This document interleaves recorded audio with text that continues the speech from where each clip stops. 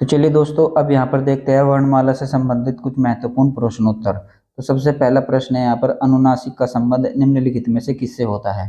तो अनुनासिक का संबंध नाक और मुंह दोनों से होता है, यानी नाक और मुंह के सहायता से ये अनुनासिक बोला जाता है।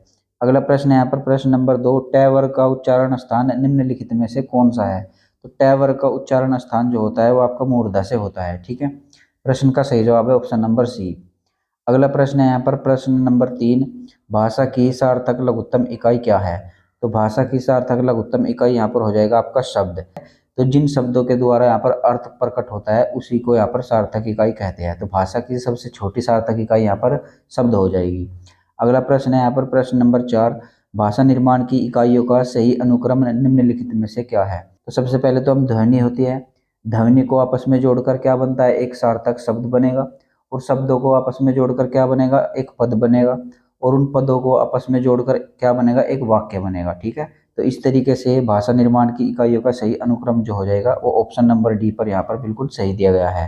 ठीक है, अगला प्रश्न है यहाँ पर प्रश्न नंबर 5, निम्नलिखित में से कौन सा पश्च स्वर है। तो देखिए पश्च स्वर यहाँ पर कौन कौन से होते हैं, मैं आपको थोड़ा सा ओवरव्यू दे दूँ।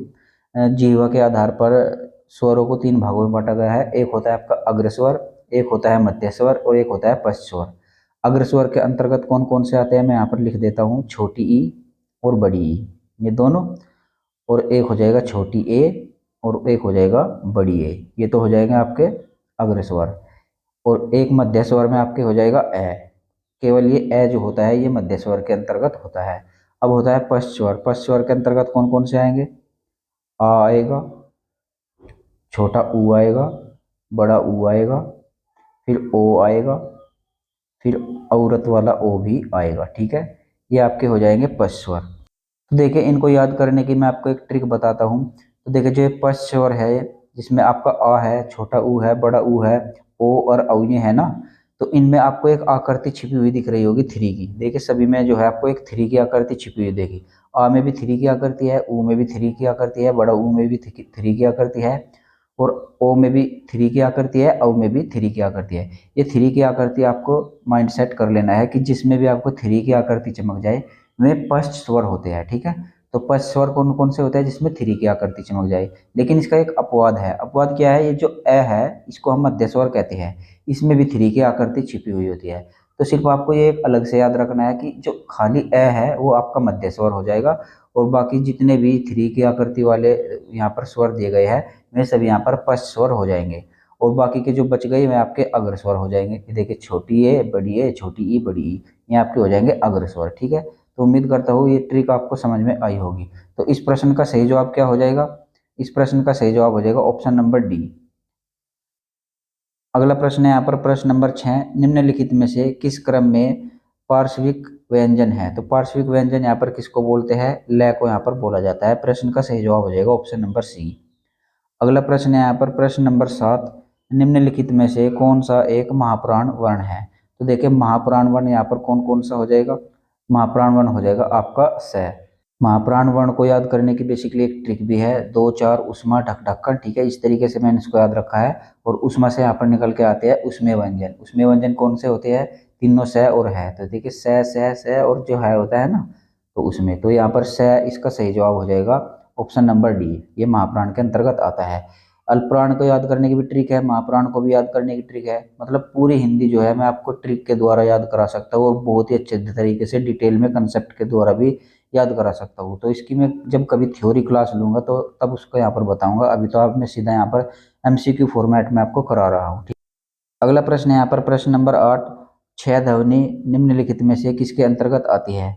तो जो अक्षय ध्वनि होती है ये संयुक्त वर्ण के अंतर्गत आती है। अगला प्रश्न है यहाँ पर प्रश्न नंबर 10, अंतस्त्य वर्ण कौन से है। तो अंतस्त्य वर्ण यहाँ पर होती है ये रे लेव है। ठीक है, ये तो आप सभी को पता होगा, ऑप्शन नंबर 20 प्रश्न का सही जवाब है। अगला प्रश्न है यहाँ पर प्रश्न नंबर 10, अर्ध स्वर कौन से है। तो देखिए अर्ध स्वर जो होते हैं ये और वह होते हैं। प्रश्न का सही जवाब है ऑप्शन नंबर ए।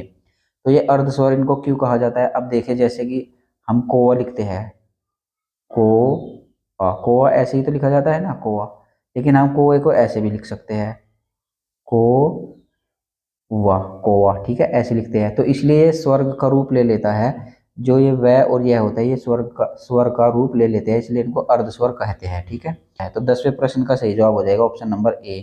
अगला प्रश्न है यहाँ पर प्रश्न नंबर 11, उच्चारण की दृष्टि से निम्नलिखित में से कौन सा विकल्प शुद्ध है। तो ऑप्शन ए को यहाँ पर देखते हैं, स जो है आपका मूर्धन्य होता है। जी नहीं, स मूर्धन्य नहीं होता, स होता है आपका तालु, तालु से यहाँ पर स का उच्चारण होता है। उसके बाद यहाँ पर च जो है, च ये कंठे से बोला जाता है। जी नहीं, च कंठे से नहीं बोला जाता, च बोला जाता है आपका तालु से।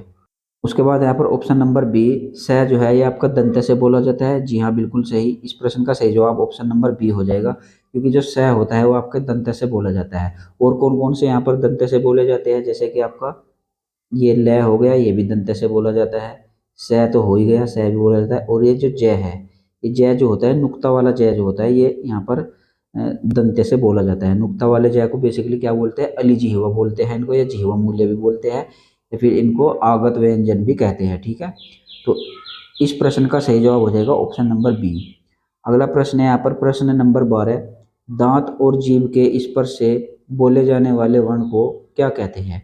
तो दांत और जीभ के स्पर्श से जो बोले जाने वाले वर्ण है उनको यहाँ पर दंते कहते हैं। प्रश्न का सही जवाब हो जाएगा ऑप्शन नंबर बी। अगला प्रश्न है यहाँ पर प्रश्न नंबर 13, श ध्वनि का उच्चारण स्थान कौन सा है। तो श ध्वनि का जो उच्चारण स्थान है वो यहाँ पर आपका हो जाएगा तालु। ठीक है, प्रश्न का सही जवाब हो जाएगा ऑप्शन नंबर सी। अगला प्रश्न है यहाँ पर प्रश्न नंबर 14, प्रयत्न के आधार पर ल निम्नलिखित में से किस प्रकार की ध्वनि है। तो जो ल है ये आपका होता है पार्श्विक व्यंजन। ठीक है, तो इस प्रश्न का सही जवाब हो जाएगा ऑप्शन नंबर सी। अगला प्रश्न है यहाँ पर प्रश्न नंबर 15, निम्नलिखित में से किस क्रमांक में मूर्धन्य व्यंजन है। तो मूर्धन्य व्यंजन यहाँ पर कौन कौन से होते हैं, कंठ तालु मूर्धन्य, यानी कि तीसरे वर्ग के होते हैं। क च ट, ट वर्ग के अंतर्गत जो भी व्यंजन होते हैं उन सभी को यहाँ पर मूर्धन्य कहते हैं। तो मूर्धन्य यहाँ पर ट वर्ग में कौन सा हो जाएगा, ट। तो इस प्रश्न का सही जवाब हो जाएगा ऑप्शन नंबर डी। अगला प्रश्न है यहाँ पर प्रश्न नंबर 16, भाषा का आरंभ किससे होता है। तो भाषा का आरंभ किससे होता है, ध्वनि से होता है। सबसे पहले हम बोलने का ही तो प्रयास करेंगे। जब छोटा बच्चा होता है तो वो भाषा सीखता है, तो सबसे पहले तो ए ब त प कुछ ऐसे ही बोलता है ना, तो सबसे पहले वो ध्वनि निकालता है, तो उसी से यहाँ पर भाषा का आरंभ हो जाता है। तो इस प्रश्न का सही जवाब हो जाएगा ऑप्शन नंबर बी, ध्वनि। अगला प्रश्न है यहाँ पर प्रश्न नंबर 17, अंग का उच्चारण स्थान होता है। तो अंग का उच्चारण स्थान यहाँ पर ऑप्शन नंबर ए हो जाएगा, इसका नासिका। इसको यहाँ पर नासिका बोलते हैं। अब देखिए ये बी आपका 3 तरीके का होता है, इसको भी एक बार समझ लीजिए। ये जो जिसके पीछे यहाँ पर बिंदी लग जाए तो ये तो हो जाता है नासिका। ठीक है, और जिसके यहाँ पर नीचे बिंदी लग जाए ये हो जाता है आपका उच्छिप्त, और जिसके यहाँ पर कोई भी बिंदी ना लगे ये हो जाता है आपका डैडलिया बेसिकली। ठीक है, जो होता है ये 3 तरीके के यहाँ पर डै होते हैं, इनको भी आपको ध्यान रखना है। तो इस प्रश्न का सही जवाब क्या हो जाएगा, ऑप्शन नंबर ए। अगला प्रश्न है यहाँ पर प्रश्न नंबर 18, ऊष्म वर्ण है। ऊष्म वर्ण कौन कौन से है, श, ये तीनों हो जाएंगे यहाँ पर ऊष्म वर्ण। इस प्रश्न का सही जवाब है ऑप्शन नंबर बी। अगला प्रश्न है यहाँ पर प्रश्न नंबर 19, निम्नांकित में सघोष ध्वनि कौन सी है। तो देखिए एक सघोष होती है और एक अघोष होती है। अघोष कौन कौन से होता है, पहला वर्ग का पहला और दूसरा वर्ण जो होता है वह अघोष होता है, और वर्ग के तीसरे चौथे पांचवे जो होते हैं वे यहाँ पर सघोष होते हैं। तो यहाँ पर देख लीजिए, क और ख वर्ग के पहले दूसरे है, ये वाला तो बिल्कुल नहीं होगा। प और फ ये भी पहले दूसरे है, ये भी नहीं होगा। त और थ ये भी पहले दूसरे है, ये भी बिल्कुल नहीं होगा। तो प्रश्न का सही जवाब हो जाएगा ऑप्शन नंबर बी, द और ध। अगला प्रश्न है यहाँ पर प्रश्न नंबर 20, स्पर्श व्यंजनों के उदाहरण हैं। तो स्पर्श व्यंजनों के उदाहरण यहाँ पर इस प्रश्न का सही जवाब हो जाएगा ऑप्शन नंबर सी, त थ द ध, ये आपके स्पर्श व्यंजन होते हैं। तो स्पर्श व्यंजन कितने होते हैं, टोटल 25 होते हैं। कहाँ से कहाँ तक होते हैं, क वर्ग से लगाकर प वर्ग तक जितने भी होते हैं टोटल, ये 5 वर्ग है। इन 5 वर्ग के अंतर्गत जितने भी व्यंजन आते हैं ये सभी आपके स्पर्श व्यंजन कहलाते हैं। ठीक है, अगला प्रश्न है यहाँ पर प्रश्न नंबर 21, भाषा की सबसे छोटी इकाई क्या है। तो देखिए भाषा की सबसे छोटी इकाई यहाँ पर हो जाएगी वर्ण। अगर ऑप्शन में आपको वर्ण नहीं है तो ध्वनि दिया गया है, तो प्रश्न का सही जवाब ध्वनि भी हो जाएगा। ठीक है, वर्ण या ध्वनि। ठीक है, अगला प्रश्न है यहाँ पर प्रश्न नंबर 22, निम्न में से कंठ्य ध्वनि कौन सी है। तो कंठ्य से बोली जाती है, कंठ से बोली जाती है। तो क वर्ग के जितने भी व्यंजन होते हैं वे सभी कंठ से बोले जाते हैं, क और ख। इस प्रश्न का बिल्कुल सही जवाब हो जाएगा। अगला प्रश्न है यहाँ पर प्रश्न नंबर 23, छह ध्वनि का उच्चारण स्थान कहाँ पर है। छह ध्वनि जो होती है वो आपकी तालव्य के द्वारा बोली जाती है। ठीक है, क्योंकि ये च वर्ग के अंतर्गत पड़ती है। अगला प्रश्न है यहाँ पर प्रश्न नंबर 24, निम्नलिखित में से कौन एक संयुक्त व्यंजन नहीं है। तो देखिए संयुक्त व्यंजन कौन कौन से होते हैं, एक तो हो गया आपका अक्षय, एक हो गया त्रय से त्रिशूल, और एक हो गया ज्य, इसको ज्य बोलते हैं, ठीक है। ये आपके संयुक्त व्यंजन होते हैं, जबकि ये जो स है, ये षटकोण वाला स है, ये संयुक्त व्यंजन नहीं होता। तो प्रश्न का सही जवाब हो जाएगा ऑप्शन नंबर बी। अगला प्रश्न है यहाँ पर प्रश्न नंबर 25, तालव्य व्यंजन कौन से है? तो तालव्य जो आपके तालव्य के द्वारा बोले जाते हैं, तो कंठ तालु, तालव्य यानी कि च छ जय। इस प्रश्न का सही जवाब हो जाएगा ऑप्शन नंबर ए, च छ जय जय, ठीक है। अगला प्रश्न है यहाँ पर प्रश्न नंबर 26, किस स्वर के उच्चारण में दीर्घ स्वर से भी अधिक समय लगता है? तो देखिए, दीर्घ स्वर से भी अधिक समय किस स्वर के उच्चारण में लगता है? प्लुत स्वर में, ठीक है। स्वर कितने प्रकार के होते हैं? हर्ष स्वर, दीर्घ स्वर और प्लुत स्वर। बेसिकली जो ये प्लुत स्वर है, इनका इनका प्रयोग जो होता है मंत्रों को गाने में अधिक किया जाता था। आजकल तो जैसे गाने भी गाए जाते हैं ना, बहुत लंबा खींच कर गाते हैं, तो उसमें प्लुत स्वर का ही यूज होता रहता है, ठीक है। तो प्रश्न का सही जवाब हो जाएगा ऑप्शन नंबर डी। अगला प्रश्न है यहाँ पर प्रश्न नंबर 27, निम्न में से दंत्य ध्वनि कौन सी है जो दंत्य के द्वारा बोली जाती है? तो मैंने अभी पीछे भी आपको बताया था, प्रश्न का सही जवाब है ऑप्शन नंबर सी, ल। ल, स और जय, अधिजीवा वाला नुक्ते वाला जो जय होता है ना, वो भी यहाँ पर दंत्य के द्वारा बोला जाता है। अगला प्रश्न है यहाँ पर प्रश्न नंबर 28, यह र ल व किस प्रकार के व्यंजन है? तो ये हो जाएगा आपके अंतस्त्य व्यंजन। प्रश्न का सही जवाब ऑप्शन नंबर बी। अगला प्रश्न है यहाँ पर प्रश्न नंबर 29, ये देखिए यहाँ पर किन्हीं लिखा गया है, इसको यहाँ पर आप करेक्ट कर लीजिएगा। इसका मतलब है यहाँ पर हिंदी। हिंदी शब्दकोश में अक्षय का क्रम किस वर्ण के बाद आता है? तो अक्षय का क्रम जो है वो आपको क वर्ण के बाद आता है। इस प्रश्न का सही जवाब ऑप्शन नंबर ए हो जाएगा, ठीक है। अब ये कैसे आता है, क्यों आता है, कभी थ्योरी क्लास में आपको बताऊंगा, ठीक है। अगला प्रश्न है यहाँ पर प्रश्न नंबर 30, कौन से शब्द में र व्यंजन नहीं है? तो देखिए यहाँ पर र व्यंजन नहीं है पूछा गया है। देखिए मात्रा, मात्रा में भी र है, तय प्लस र इस तरीके से त्रय बनता है ना, तो इसमें भी र है। मूर्धय जो ऊपर वाला र का रेप रूप होता है, इसको भी यहाँ पर र कहा जाता है, ठीक है, ये भी र है। और ये क्रम है, ये भी आपका नीचे इसमें जो होता है ये पूरा र होता है, इसमें भी र है। लेकिन ये मातृभूमि जो है, इसमें री का ऋषि है। ये री का ऋषि जो होता है, ये बेसिकली एक मात्रा है, यानी कि स्वर है, इसको यहाँ पर र नहीं कहा जाता। तो इस प्रश्न का सही जवाब हो जाएगा ऑप्शन नंबर डी। अगला प्रश्न है यहाँ पर प्रश्न नंबर 31, छोटी ई, बड़ी ई, च छ जय झ अय आदि उच्चारण किससे होता है? यानी कि इन सभी का उच्चारण कहाँ से होता है? तो इनका हो जाता है यहाँ पर तालव्य से। प्रश्न का सही जवाब है ऑप्शन नंबर सी, तालव्य। अगला प्रश्न है यहाँ पर प्रश्न नंबर 32, कौन से शब्द में अनुनासिकता है? तो देखिए यहाँ पर दो तरीके के होते हैं, एक आपका होता है अनुस्वार और एक होता है आपका अनुनासिक। तो अनुस्वार किसको बोलते हैं? अनुस्वार बेसिकली जो एक बिंदी होती है ऊपर, इसको अनुस्वार बोलते हैं। और जो आपका चंद्र बिंदी होती है, इसको यहाँ पर अनुनासिक बोलते हैं, ठीक है। जिस वर्ड में भी आपका चंद्र बिंदी का यूज हुआ होता रहता है, वो यहाँ पर अनुनासिक कहे जाते हैं, ठीक है। तो इस प्रश्न का सही जवाब क्या हो जाएगा? ऑप्शन नंबर सी इस प्रश्न का सही जवाब हो जाएगा। ये कंटीला जो है, ये अनुनासिकता का इसमें प्रयोग हुआ है। इस पर क के ऊपर चंद्र बिंदी लिखी हुई है, ठीक है। यहाँ पर आपको थोड़ी मिसप्रिंट दिख रही होगी, इस पर आप मत जाना, जो मैं बता रहा हूँ बस आपको उसको ध्यान रखना है। अगला प्रश्न है यहाँ पर प्रश्न नंबर 33, किस वर्ण का उच्चारण स्थान कंठ तालु है? तो इस प्रश्न का सही जवाब है ऑप्शन नंबर बी। अब इसको कंठ तालु क्यों कहते हैं? क्योंकि ये दो वर्णों से मिलकर बना है, ए प्लस ई। अब देखिए, ए का उच्चारण स्थान कहाँ से है? कंठ से, और ई का उच्चारण स्थान कहाँ से है? तालु से, इसलिए इसको कंठ तालु कहा जाता है। इसलिए इस प्रश्न का सही जवाब है ऑप्शन नंबर बी। अगला प्रश्न है यहाँ पर प्रश्न नंबर 34, निम्न में से कौन सा व्यंजन संघर्षी है? तो देखिए, संघर्षी व्यंजन यहाँ पर पूछा गया है। संघर्षी आपके कौन कौन से होते हैं? चार होते हैं, श श श और है, यानी कि तीनों श और है, ये आपके संघर्षी होते हैं। तो इस प्रश्न का सही जवाब हो जाएगा ऑप्शन नंबर ए है।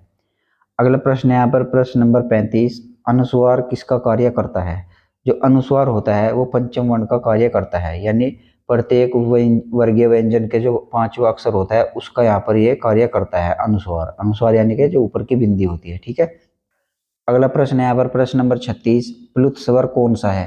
तो देखिए, प्लुत स्वर आपका हो जाएगा ये पहला ही ऑप्शन नंबर ए, ओम।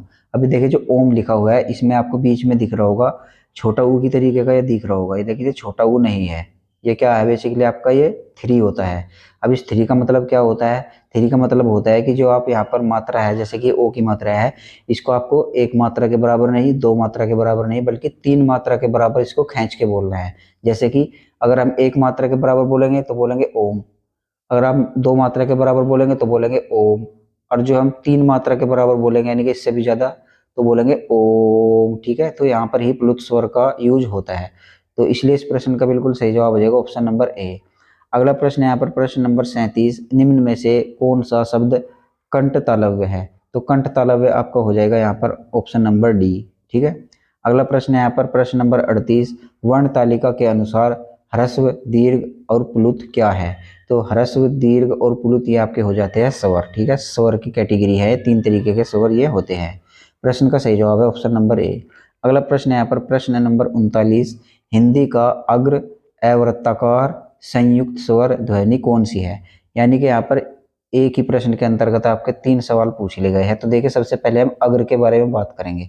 अग्र स्वर मैंने अभी अभी आपको बताया था, छोटी ई, बड़ी ई और छोटी ए, बड़ी ए ये होती है। तो देखिए अग्र स्वर इनमें कोई सा है? जी हाँ, बिल्कुल अग्र स्वर इसमें ये भी है और ये भी है। बाकी दोनों ऑप्शन तो यहाँ पर एलिमिनेट हो गए। ठीक है। अब देखते हैं यहाँ पर अवृत्ताकार।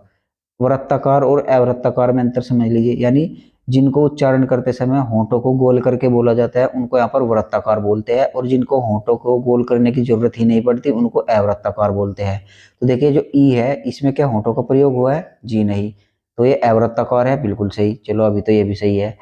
और ये जो ए है इसमें भी आपको कोई भी होंठों को गोल करके बोलने की जरूरत नहीं है, तो इसलिए ये भी अवृत्ताकार है। ठीक है, तो इससे तो क्लियर नहीं हुआ। ठीक है। अब देखते हैं यहाँ पर संयुक्त स्वर।